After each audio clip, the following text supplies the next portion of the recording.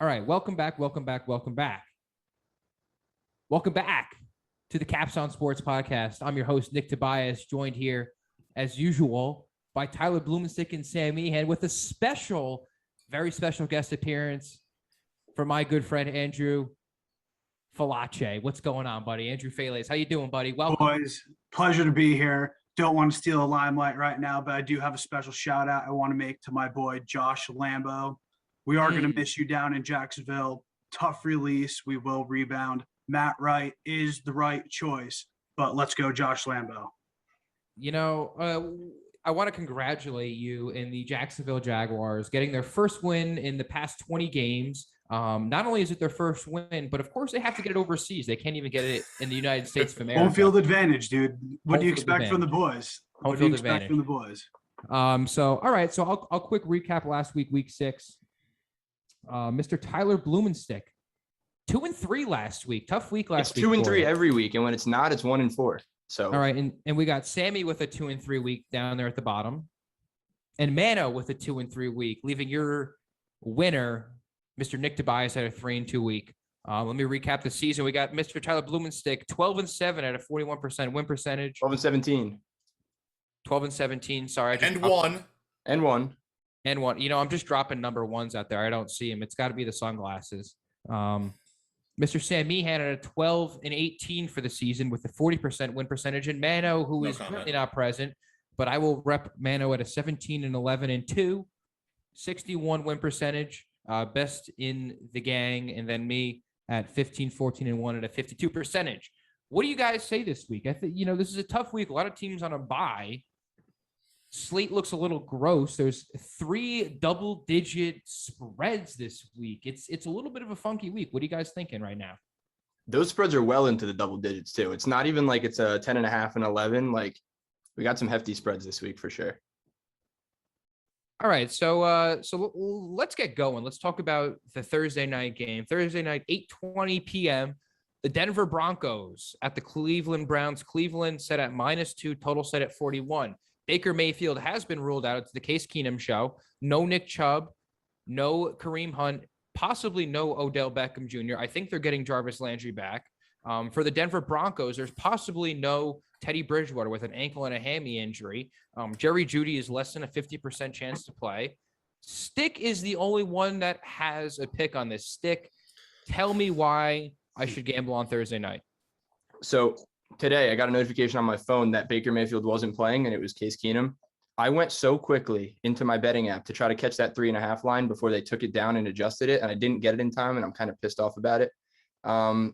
Regardless, I mean, Teddy's definitely better than Drew Lock. I feel like we've found Teddy to be pretty solid this season. He's nothing crazy, but he's also nothing that's really going to hurt a team too much. He's just a very simple quarterback. He gets the ball to where it's got to go. He's got receivers that can make plays. Javonte Williams, Melvin Gordon in the backfield, pretty good. Regardless, I think Drew Lock can do something very, very similar to Teddy Bridgewater. This is really more a play against Cleveland. They're very, very heavily reliant on the run all year. Chubb is out. Hunt just hurt his calf. He's out for 3 weeks. A long time. That's a tough calf. It came out of my mouth, and I was like, that would really suck if that was true. So they're going to, I mean, on a normal week without those 2 running backs, they'd have to put the ball in Baker Mayfield's hands. But this week it's going to be Case Keenum, and that is even more of a reason why I'm going to take Denver +2 on the road. I just think they're going to be able to squeak it out here and win this game outright. I don't really trust Cleveland. Does it make you a little nervous that Case Keenum is running an offense under Stefanski, who he's run an offense under before in Minnesota? That's kind of the reason I'm staying away from this game, because I think Case Keenum, well, if I am on this game, I think I'm on Cleveland, just because I think Stefanski knows what Keenum's got and how Keenum can run an offense, and the possibility of no Teddy Bridgewater makes it weird for me. I'm just going under the under here. I mean, I bought up a couple points. I'm under 43. I don't know if Sammy or Andy have an opinion on this Thursday night. I just want to chime in on that real quick and just respond. Yeah. If Case Keenum and Kevin Stefanski really ran a good offense, they'd both still be in Minnesota. So. Okay, fair enough. Fair enough. Yeah, I don't have anything on this game. If I did, I would have to agree with Stick and go with the good old Denver Broncos on this one. I do think that the Broncos have a good enough defense They have a phenomenal secondary that flies around the football field that makes plays. And I still do like whoever is playing at quarterback. Decent backfield, not a great backfield, but with Sutton still running around, running routes, catching footballs. Not just saying that because he's on my fantasy team. He gets the job done for them, and I would have to ride with the Broncos on this. Yeah, fantasy points are very relevant in our all four of our everyday lives. That's for sure. All right, let's jump to Sunday night, or I'm sorry, Sunday, the 1 p.m. slate. First game on Sunday, we got the Atlanta Falcons, fresh off of a bye, playing on the road against the Miami Dolphins. Miami plus 2.5. Tua Tagovailoa is expected to play. Obviously, he played last week, so we're going to see him again this week. We got three boys on the picks right here. I think we're all on the same we're all on the same team, and I guess it's the bye team. Sammy, you think Matt Ryan can give us the W here? Yeah, I think so. The Miami Dolphins are a dumpster fire currently. They're bottom five in both points scored and points allowed. And this was about 2 hours ago I saw via Bleacher Report. There's now that cloud above the team that a deal for Deshaun Watson could be done this week. This obviously won't affect, like, he's not going to play this weekend, but maybe a little distraction there, especially for young Tua, who is already not very good. So, this could be Tua's last game in Miami, and the team's a disaster right now. They're not getting like last year they had the magic with getting little turnovers. They're still getting some, but not, they're not scoring off of them and all that. So the offense is lost. The defense sucks. Brian Flores, it turns out, is not a good coach. So, hey, and Falcons, not terrible. I mean, I love the pick, and I think especially with the news of Deshaun Watson's possible trade to Miami is a huge factor. And there were three alerts that I got in succession, and it was like a 45-minute succession. I got that the deal was being done, and then I actually got an alert that's saying that a source close to the Texans saying that it's nowhere near done. So who the hell knows what's happening? All I know is Tua's probably sitting there like, damn, this team really doesn't want me. And honestly, I don't want Tua either. Give me Atlanta minus 2.5 on the road. I don't really care about the road dog or the road favorite. They had a bye week to kind of get it right. They have Calvin Ridley coming back. Cordell Patterson somehow is he wants to be labeled as an athlete, and I think he should be labeled as so. Clearly, this Atlanta Falcons they're a different team, not under Dan Quinn. With the new head coaching change and some other changes to the defensive front, this team looks like it's poised to make a good run, or at least be a top end bottom feeding team. I love the 2.5 on the road. You give me under a field goal, I'm 100% going to take that. I'm riding Atlanta minus 2.5. Andy, what do you got? I agree. I like the Falcons. I think with Ridley coming back, that's just an added boost to their arsenal on offense. I also think that with Ridley being out, they kind of learned how to use Kyle Pitts a little bit more in the field, which is only going to make them so much more better. And then the Dolphins are not good. They looked pretty bad against Jacksonville. They're not also pretty terrible football team, and they couldn't pull that one together. I mean, I just don't have any faith in Miami Dolphins at this point. Lack of faith in the Miami Dolphins defense seems to be a common theme in the three of us. All right, skip to the next game. Next Sunday, 1:00. We got the Carolina Panthers, the Christian McCaffrey-less Carolina Panthers at the New York Football Giants. New York Football Giants +3, total set at 47.5. New York Football Giants are expected to miss Saquon, Kenny Golladay, half of their defense, a couple. Their news, water's wet. Some hope. Yeah. I mean, it's just ugly. Mano's not here, and I kind of wish he was, because Mano has the New York Giants +3, and I really want to know why. He needs to explain himself immediately. He definitely needs to explain himself immediately, and I'm going to question him next week for sure about that. But we got Mr. Tyler Blumenstick on the other side of this game, and I think he's on the right side of this game. Stick, tell me why you think the Carolina and Sam Darnold can lead us to a 3-point victory. I am so on the right side of this game. You have no idea. I think the Panthers are, quite frankly, at 3-3 and 3-3 against the spread, underperforming. You look at the Giants' offensive line; it's not very good, and it's got some holes in it. Andrew Thomas just got put on the IR, or the IL rather. I don't know what they call it in football. I forget. It's the IR. It's the injured reserve. It's the injured reserve. Oh, it is the IR. You're right. Yes, sir. Regardless, he's hurt. Won't be playing.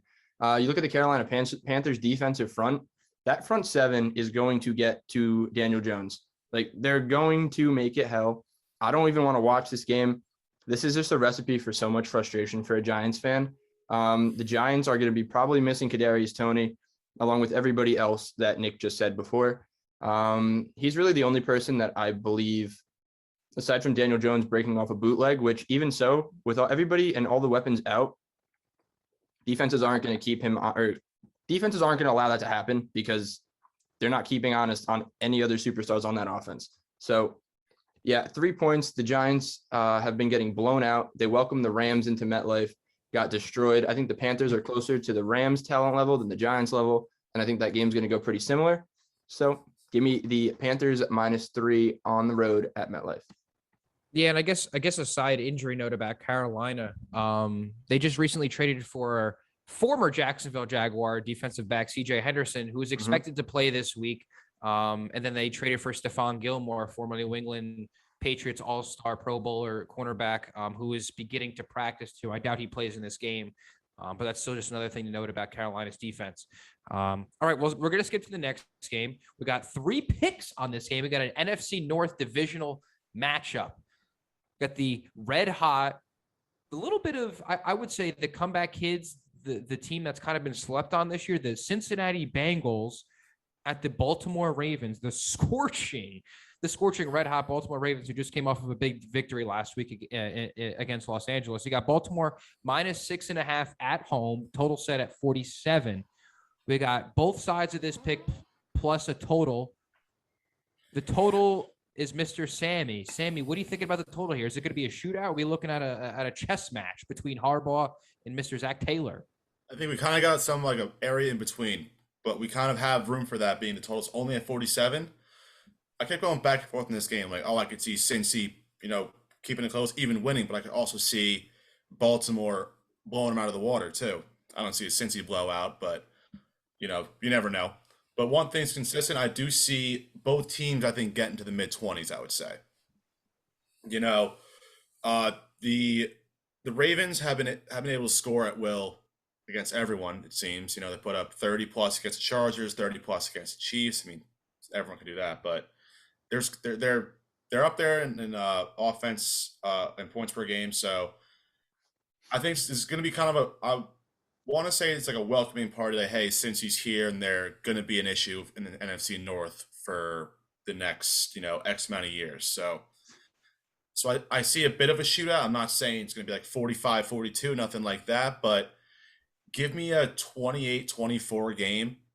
That's an easy over right there. Not a crazy scoring game, but I think that this line's a little over for two offenses that can really light it up. So, Sam, well, listen, I'm going to jump in before Stick, because you just said the total could, the score could go around 28-24. If it goes 28-24, then Cincinnati covers the +6.5 here, which I think is a very likely, a very high probability that Cincinnati covers here. I mean, you're looking at a divisional game, which I know as an NFC East fan, that all NFC East games are, 9 times out of 10, 8 times out of 10 recently, maybe not have been as close, but these teams these divisional matchups keep it close.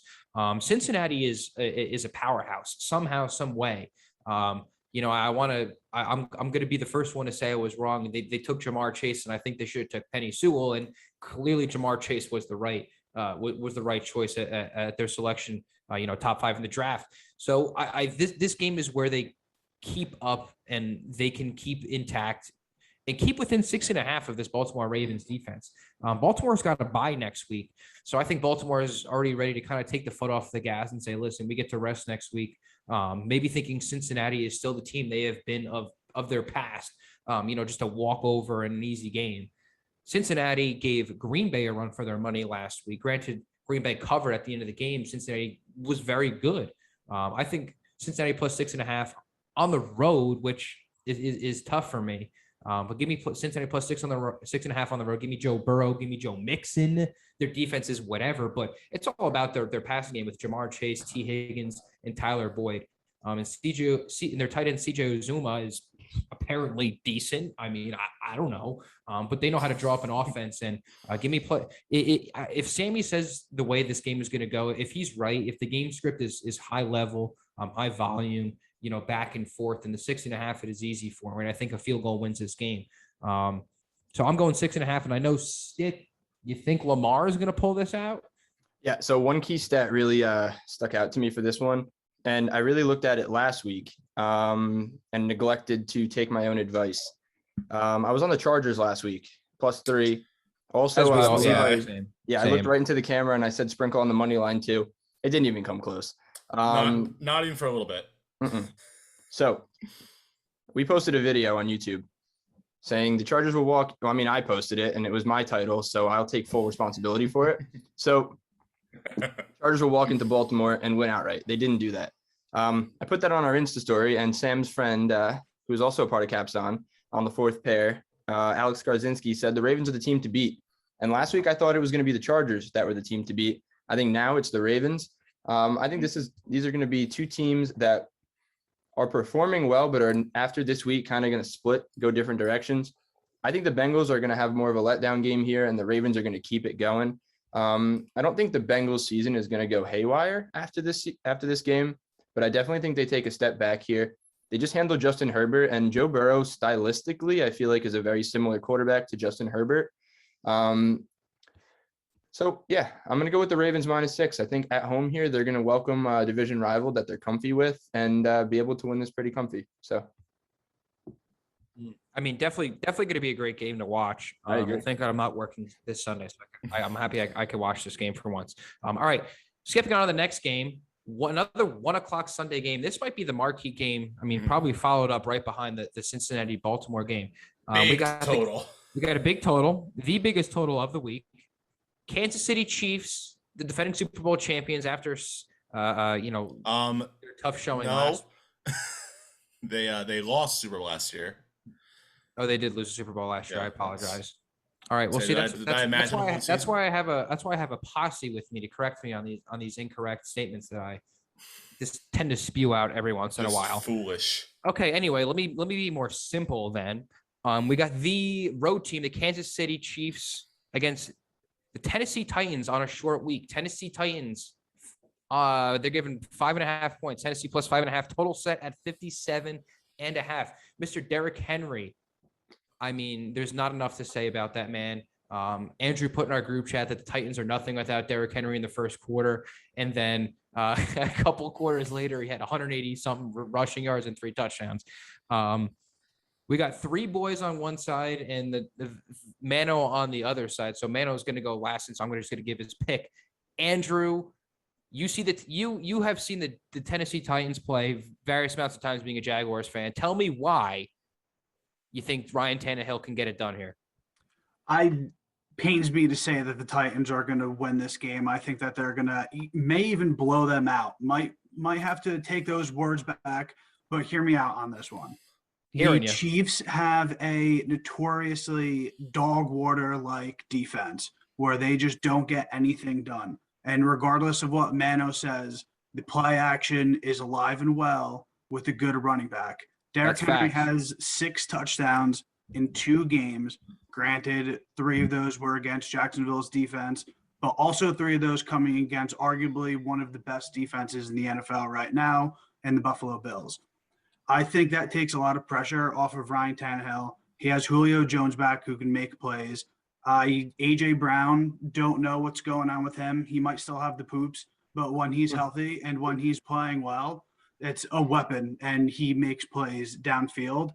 I also thought that the Titans had a dog water defense as well, like the Chiefs did. Yep. But they play at home very well.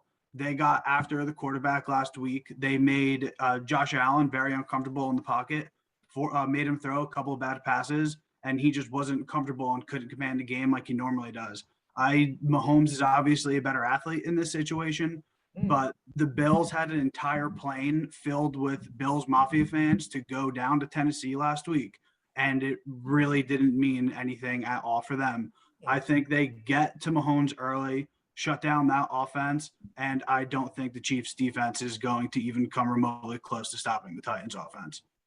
I hate to cut either Stick or Sam off, but Andy, that was a fantastic explanation. And if I wasn't on Tennessee before, then I certainly am now. And I hope Stick and Sam have something to follow up because, you guys are on the same side. So let's hear the reassurance here. Yeah, ditto. Stick, anything? Yeah, no, I agree with everything Andy just said. This is more of a play against the Chiefs defense for me.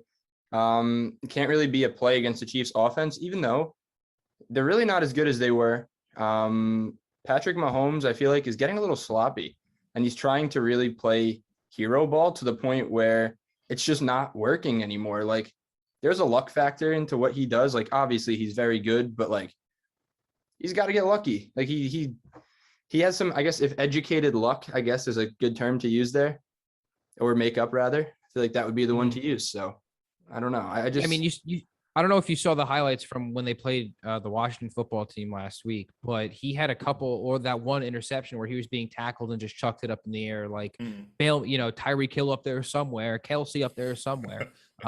Speaking of Tyreek Hill, he hasn't practiced all week. He's got a hammy injury or a quad injury, something with one of his legs and his tendons. So that's obviously something to keep an eye on. Mano's on Kansas City here, and I guess he's expecting. I'll speak for him. I'm assuming he's expecting a bounce back game from Mahomes. But personally, I think Kansas City's defense is Swiss cheese, and if Henry rushes for 183 and 3 touchdowns, then the game's going to be all Tennessee and whatever they want to do with it. So I'm on the Tennessee side for sure. I think it's fair to note for the listeners, though, that Tennessee's defense is not very good either.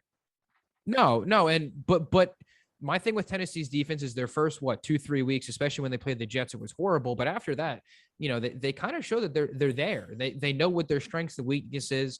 They want you to try to beat them over the top so they could try to ball hawk you. And then when they do try to do that, you're losing a down. Buffalo last week knew exactly what to do to beat Tennessee, but still couldn't do it. So that's exactly why I'm on Tennessee's side this week. All right, next 1:00 game, another a quite frankly gross football game between two AFC East rivals. We got the New York Football Jets on the road against the New England Patriots at Gillette Stadium. New England -7, total set at 42.5. Mano's on this game. Mano's got New England -7, and I have to agree with New England -7 here. This is going to be, I don't even know how much to talk about this game because I don't know really what has to be said. The Jets had a bye week last week, but who the hell cares? The Jets are arguably one of the worst teams in the league. Their defense is non-existent, and all Bill Belichick has to do is take away Corey Davis and what's Zach Wilson going to do? Nothing. So I think I'm not going to talk about this game unless you guys want to say something, but I think New England -7 is a great value pick here. Is this going to be a scene ghost round 3 for the Jets? Yep. I'm hoping so, and I think so. Listen, Zach Wilson doesn't know what the hell's going on. They're not running a good offense at all. Their defense, like I said, is non-existent. And what are they gonna do? Run the ball? They're gonna rush it 20 times for 50 yards. It's just not worth it. All right, next game, another 1:00 game, the final 1:00 game. We got the Green Bay Packers and Aaron Rodgers hosting the Washington football team. Green Bay Packers -9.5 at home. I have a pick on this, but I would like to hear where you guys think what side you're on before I tell you where I'm going. I'd be on Green Bay. The football team made the Chiefs defense look good last week, which takes a lot. And, Rodgers is, it's doing Aaron Rodgers things again. He's pissed off at the organization, so he's going to keep going nuts. But again, I'm not touching it because it is a bit of a, 9.5 is a lot of points. So, and that's my point exactly. I think 9.5 is a lot of points for a Green Bay Packers defense who really isn't good at all. They let Ben Roethlisberger kind of pick him apart a couple weeks ago, and I think that kind of says a lot about this defense as a whole. Washington might be without Antonio Gibson. I'm not 100% sure. I don't think he practiced yesterday or today. Today as in Wednesday. So I'm not too sure where that stands, but I think Washington's defense kind of shows out here. They had a good test last week against Kansas City, and they made a good run for it. They gave Patrick Mahomes all he had to handle, and that Kansas City offensive line is good, and especially with their offense, the weapons on their offense, you still got to respect a lot of different players on that offense. So I think the defense for the Washington football team is what keeps them in the game here. I think Aaron Rodgers and the Green Bay Packers kind of take their foot off the gas and say, hey, it's just the Washington football team. We don't have to worry about this. Also, this game screams sneaky backdoor cover, especially plus 9.5. Personally, I bought it at plus 10.5 on BetMGM just to kind of keep the hook. But I'm still comfortable taking 9.5. All right, we're going to move on. Actually, before we move on to the 4:00 games, I've been thinking about it. I think I'm going to do this. I think we're going to have a little bit of a sweepstakes for any of our followers out there that are listening, or at least that I want to do it personally. You give us a follow on Twitter and Instagram at capsON Sports. Tag 2 of your buddies, and I'll put you in a raffle. And personally, Mr. Nick Tobias, I'll buy you a sweatshirt or any kind of merchandise you want on the capsON Sports capsonsports.com website. So for all you listeners out there who have made it this far, like both of our sites, give me some love on Twitter, give me some love on Instagram. Comment 2 of your buddies on there too, just for the hell of it, and then I'll put you in a raffle. When should we end it? Well, let's open it. What's today? Wednesday. Let's open it Thursday. Let's open it Friday morning. Let's open it when the pod drops, and then how long do we want it to go for? Let's open it when the pod drops, and let's close it Monday at 8 p.m. right before the 8:00 game. Because you got to be this week, or do you want to keep it running maybe a little bit longer? No, well, we're going to keep it this week, and that'll be this week's winner, the week 7 winner for sure. We'll cop some capsON merch that they can be able to walk around. Some free capsON merch, not just some any capsON merchandise. You're talking about free capsON merchandise. You're talking about a free T-shirt, a free sweatshirt. Who are you to turn down a free sweatshirt? None of us have ever gotten any capsON stuff for free. Exactly. So you're talking about some free merchandise for listeners. Definitely follow those sweepstakes. Like I said, follow us on Twitter and on Instagram at capsON Sports on both of them. Comment 2 of your buddies on our Instagram post when we drop the pod. We'll put you in the raffle for a free capsON merchandise, sweatshirt, T-shirt, whatever you're looking for. Okay, so let's dive into the Sunday 4 p.m. games. First 4 p.m. game is disgusting. We're talking about a revenge game here for both quarterbacks. The Detroit Lions on the road against the Los Angeles Rams. Los Angeles favored minus 15.5. Total is set at 50.5, implying a ridiculously high team total for Los Angeles and a ridiculously low team total for Detroit. Dan Campbell has been on record saying that he needs more effort from Jared Goff. And I guess what better game to give more effort than a revenge game against your former team? We got 2 picks on this game, Sammy and Tyler. What are you guys thinking here? Because personally, I kind of like the hungry dogs run faster here with Detroit, but you guys are thinking a different way? I'm just going to hop in real quick and just let you know that you using my legal name just felt really strange because I don't think I've ever heard that before. It also felt weird to me too. Just so you know, it's never going to happen again. So make note of this timestamp, frame it in the Louvre because it's never going to happen again. All right. Historical moment for the boys. Sammy, let's hear it. So I kind of lost my train of thought there before. I'm sorry. But yeah, so the Rams are very, very good. They just dismantled the New York Football Giants on the road, and they're coming back home now. And what makes me a little more comfortable with the Rams is their defense is starting to pick it up. Coming in, we thought they're going to be one of the best defenses in the NFL. First, 4 or 5 weeks wasn't the case, but especially last week, where 4 turnovers against Daniel Jones, which, you'll joke and say, oh, but he turns the ball over the time. He really hasn't this season until last week. So, and also, if you've listened to the podcast a few times before, I am not afraid to take a very big spread. So, a couple touchdowns against probably the worst team in the NFL, the last, winless team. So I know it's a lot of points, and don't give me the Jared Goff revenge game bullshit. I kind of like the Jared Goff revenge game, especially because he's playing East Coast in. The real revenge game is Matthew Stafford against Detroit after they wasted 12 years of his life. Yeah. There. So this is a more revenge game for him. He's going to go for 450 and 5 touchdowns. So yeah. Okay. Fair enough. 42-14 Rams. Wow. Stick? That's pretty lopsided. Yeah, I'm on the Rams too. There's a lot of scoring on one side of that football. Stick? All right. Lions defense game logs. Week 1, 2 red zone trips allowed, 2 touchdowns. Week 2, 4 red zone trips allowed, 4 touchdowns.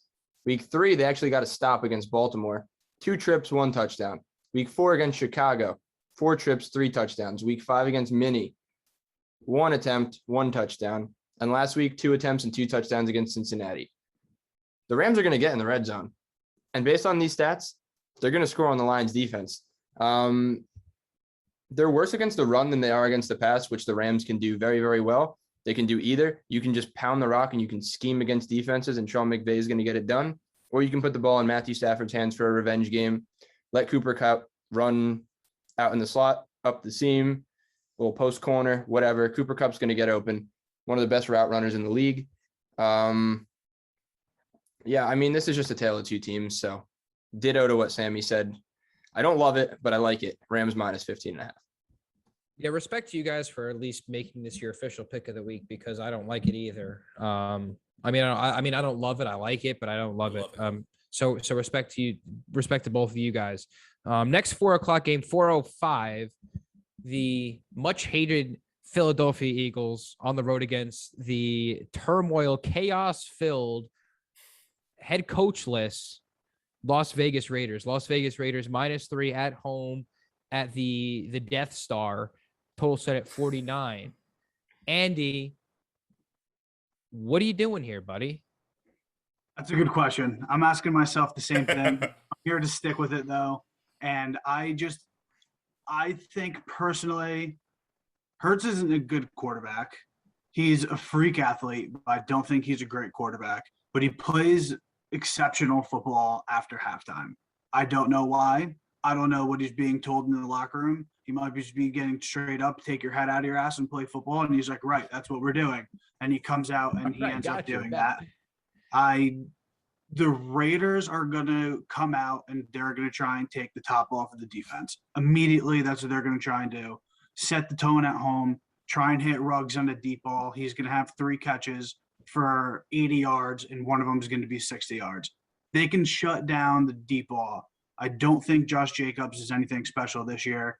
The Eagles have a good enough front 7 to keep up with the run game, and I think they can go into Las Vegas and set the tone. Not early. It's going to be close early, but I do think that they're going to end up pulling away with it towards the end of the game. I do like Philly +3 here with you, Andy. I think Philadelphia, and especially Jalen Hurts, and I think us as sports gamblers and fantasy football players have seen that Jalen Hurts is a huge second half quarterback. He's going to look like shit the first half, and in the second half, he's going to score 3 total offensive touchdowns and somehow keep this in the game. I think Las Vegas got a lot of stuff going on here, and I did not take this as an official pick, but I really wanted to, because I like Philly on the road here as home dogs, especially you're going to give me a field goal. Philly's team kind of sucks, but I also don't really like the Las Vegas Raiders. I was high on the Raiders the first probably 3-4 weeks when they were kind of tearing shit up. That's what they do to you. They do that every single year. They make you believe the first 3 games, and then stuff just falls apart right in front of your face. And it's been happening, and I just refuse to believe it until they actually do something with it.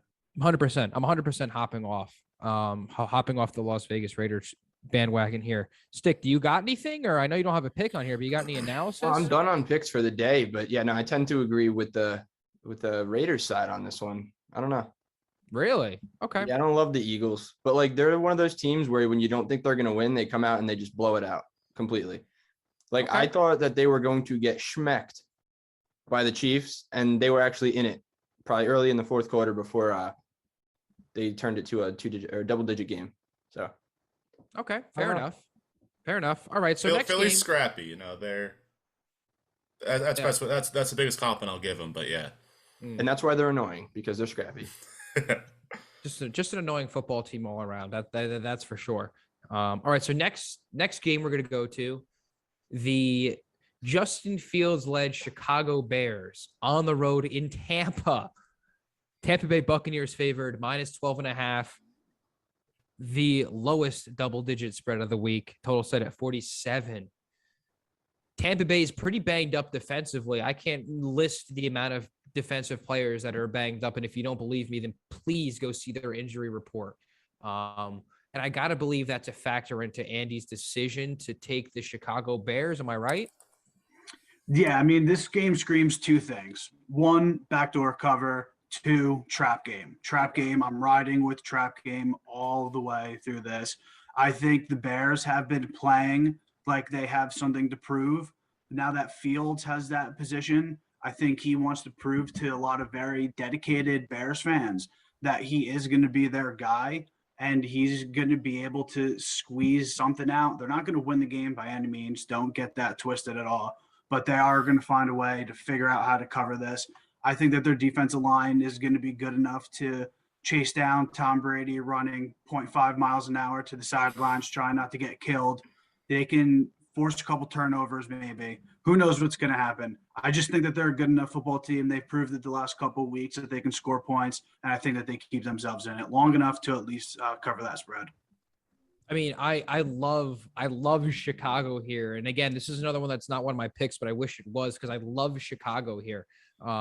They seem like they're playing like a different team underneath Justin Fields, and they got Khalil Mack. And granted, Khalil Mack needs for the Bears to really win this game or be in this game really tightly. He's got to make Khalil Mack has to make a couple game changing plays, which is very possible. The offense for the Chicago Bears isn't that bad. You got Allen Robinson, Darnell Mooney, who's kind of come out. Cole Kmet, who was a high value prospect coming out of college. Shout out Khalil Herbert, Virginia Tech gang, running back for the Chicago Bears, who's listen, he's an absolute stud. I mean, he had 70 rushing yards last week and 90 something the week before. So shout out to the Virginia Tech gang. But I love Chicago here in a sneaky backdoor cover, especially with Tampa Tam. I don't know why he's starting to get on my nerves a little bit. All right, last 4 o'clock game. So did you say Tampa Tam? Yeah. All right. All right. Well, switch it up a little bit. Hashtag. Well, I don't want to say Tongue Tampa twister. Tom. I don't want to say Tampa Tom because I don't want to be, there's no copyright infractions that I'm trying to. Oh, that's right. I'm not trying to get in trouble here. So we skip along to the last 4 o'clock game. This game is horrific. The Davis Mills led Houston Texans on the road, possible Tyrod Taylor team. I don't think so though. Houston Texans on the road at the Arizona Cardinals, who just got a much needed W against the Cleveland Browns. The Arizona Cardinals, Arizona minus 17, total set at 47.5. Like I said, Houston doesn't really have a team, which is why I guess Sammy's going to be on the biggest spread of this weekend. Oh yeah. Tell me why I'm taking. Why do I feel comfortable here with now? Arizona just had Zach Ertz. Now, granted, Zach Ertz might not have a big cutout in this offense just yet. That's an offensive weapon that they have, and I mean, hopefully that factors into something you got here, Sammy. Yeah. So there's no way in hell Houston's gonna be able to slow down Arizona's offense. So, I mean, last week Carson Wentz and the Colts. No, I'm thinking, or maybe that was week before. Either way, It was last week. Yeah, the Texans have. Yeah, let's look at their last week's result for the Texans. They lost 38-3 to the Colts. Yuck. 31-3 to what I've been told is not a good offense in Indianapolis. Cardinals defense is solid enough to cause some turnovers and then get points off it. I know it's 17. It's a lot of points. Oh, it's going to scream backdoor cover. You can't backdoor cover when you're down 35 in the fourth quarter. So, this Texans team is in turmoil. Deshaun Watson's going to be out of there, the next week or so. I mean, I bet they wish he'd be playing right now, but no. You got Davis Mills and his 4-foot neck, and they're going to get smacked around by Arizona. I've had success taking these. You're big telling me the spreads. 17.5 doesn't scare you at all? Not even, or maybe a little bit, but okay. I know it's a lot of points, but I've had success on this podcast taking very, very big spreads. So okay, fair enough. I'm gonna keep a roll with it. I'm in a couple pick'em pools, and in both of them, I took Houston plus 17.5 here. I think it's good value, especially because next week Arizona plays Green Bay at home. Is this not a look ahead game? And is this not a game where they say, well, maybe we just got to get past the Texans. Let's look for the Packers next week. Nope, I don't doesn't know. exist. Maybe it doesn't exist. Maybe it does, but we progress. Thank God Sunday the midday games are over. We're gonna get to Sunday night. This is kind of a good game. I don't know what you guys. I like this game. I like this game a lot. I really do. I don't want to call them scorching hot, but I want to call them hot. The Colts got to be hot at this point. They're figuring it out. They've strung together a couple games. I guess I'll announce the teams and I'll talk about the Colts. We got the Colts on the road at the San Francisco 49ers. San Fran favored minus 3.5, total set at 44. 3 picks on this game as a squad. Indianapolis is a little hot. Carson Wentz seems to have kind of put it together and has shown that preparation and confidence. He's only thrown 1 pick this season. 9 touchdowns, 1 pick, and I think he's got above 100 QBR passer rating. So he's playing confident football right now, and the running game is there, and the Indianapolis defense has come out. On the other side of the football, San Francisco 49ers just coming off of bye week. It looks like Trey Lance hasn't practiced all week as in Tuesday and Wednesday. It looks like Jimmy G is set to go. Is probably going to be the starter. Other than that, I don't know any notable injuries for the San Francisco 49ers. Mano's on the San Francisco 49ers, and I don't really know why. I guess he's expecting a bounce back game for them. I mean, I don't think he's been high on the Colts all year. Me, on the other hand, I'm high on the Colts. Andy, you high on the Colts too, baby? What are we thinking? Definitely not high in the Colts, but I got to give credit when credit is due. I think Wentz is finally playing football again, which is just showing signs that he's healthy. And when he's healthy, he is pretty dangerous when he's got the ball in his hands. And I really do think that they have the defense to back it up here. Don't know who's going to be playing quarterback for the 49ers this week. If it's Trey Lance, I think that he's the worst rookie quarterback out of the group that came in. Basically, the only thing that he's good for is throwing the ball to somebody that's wide open with nobody within 25 yards of them. Just don't think that they're going to do it. They have no backfield. Their defense is supposed to be the best thing since sliced bread with everybody coming back healthy. I don't know. I just think the Colts are stringing together some good football games. Wentz is playing good football. Don't like the Colts whatsoever. They're pretty much up there with the Titans for me, but they pull this game out pretty easily for me. Yeah, I mean, I love the Colts, and I love them preseason, and especially coming into this game where I think San Fran's kind of gonna just relax. And granted, they've been home. I had a bye week last week, and they've had time to prepare. They've been home in San Fran for a week and a half, whatever. I don't think it matters. Indianapolis has shown that they're a good team and that they could beat you through the air. They could beat you on the ground. What they showed 2 weeks ago against Baltimore's defense, I think, was very promising. Baltimore's defense fared pretty well, or better than not, against the Chargers last week. So you can see what that defense can do. I think the Colts have the ability to beat you through the air and through the ground. You got Jonathan Taylor, who can easily put up 100 rushing yards on you. Marlon Mack, who's an RB1 that's just chilling on the bench, and then Nyheim Hines, who's one of the best pass catching, if not the best pass catching back out of the backfield. Pittman's fantastic. You got Pascal and Mo Alley Cox and Carson Wentz, who seems like he finally feels like he's home. The defense for the Colts is finally starting to show out. I feel confident in what they have. And the Niners have just been really underwhelming to me this year. And I really don't care who the quarterback is, whether it's Jimmy G or whether it's Trey Lance. Trey Lance hasn't really found his footing yet in the NFL. And I couldn't even tell you who the San Francisco 49ers running back is this week, because they'll probably pull somebody off the street and say, hey, here's the rock. Kittle's been playing hurt all season. Ayuk has been in a funk, and it's just kind of been the Deebo Samuel show. And like Andy said, a couple weeks ago, the only reason Trey Lance was hitting open guys was because, again, there's nobody around them. There's 20 yards of separation because these teams are busting coverage. And that's when Trey Lance was making throws. So you're going to get, I love these home. I love the away dog here. 3.5. You're beating the key point of 3. You're giving me the extra half a point. I love Indy plus 3.5 on the road. Stick. I know you don't have a pick here, but you look like you got something you got to say. I really wasn't pondering anything at the moment, but yeah, I would go with Indy. I don't like betting on San Fran. I don't know what it is, but like a few years ago, I would have liked to bet on them once in a while, but I don't know. I don't trust Jimmy G or what they're going to do with that backfield. I don't know who it's going to be. I feel like they are like, trying to think of a good comparison. Maybe like the Seattle Mariners of the MLB this year. It's kind of like Swiss All the boys Army turn their knife. head. Hmm? All the boys. What? You turned and thought like, I should probably turn my head too. 'Cause I okay. don't really know where that was coming from, but Yeah, regardless, I guess like we're Indy a wrapping lot up. better. Let's wrap up Sunday night on that. I mean, like, you guys are talking about the offense here, but I like the Colts more in the fact of their defense. They're fourth in the NFL in takeaways, and especially the quarterbacks, whoever's starting, have a tendency to not be very accurate, and they'll take Facts. the Colts will take the ball away. So Facts. I think I the love Colts it. outright win here. I love it. I love it. I love it. I love it. All right. So Sunday is done. Our last game of NFL Week 7.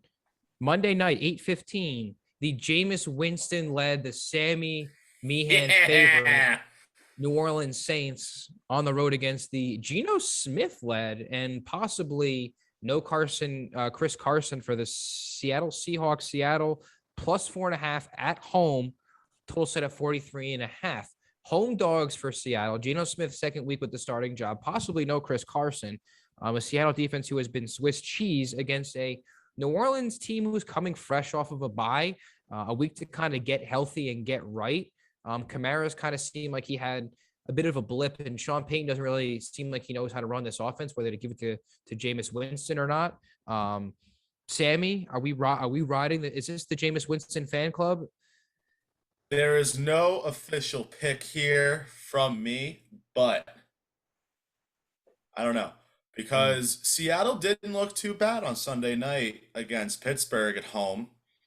Granted, I think New Orleans is a little better or New Orleans' ceiling is much higher offensively than Pittsburgh, because you never know what you're going to get with Jameis Winston. Like, hey, we can beat Green Bay by 35 and then lose to Carolina by 10. Like, you never know what's going to happen week in, week out. I want to say it's going to be a good week for my boy Jameis, but against a suspect Seattle defense, so yeah, I think that's Mano's logic in his New Orleans pick. Yeah, Mano's the only one on this game, and Mano has New Orleans minus 4.5, and I think I'm on Mano's side here. I think New Orleans is the overall better team, and I think they win in crunch time. I don't know if Sticky or Andy have any comments on this last game of the slate. You guys got anything you got to say? I just think Geno Smith is getting way too much credit from Vegas here. This line, like, coupled with the fact that Geno Smith is playing quarterback and this game being in Seattle, I don't know what to make of the line or what it should be. I'm going to lean Saints. I think that's going to be my final lean. I think we're getting a big Jameis day. Andy, the full Jameis experience. We think that every single week. We never get it. Yeah, you do. You do think that every week. Oh, no, we got a last game against Washington.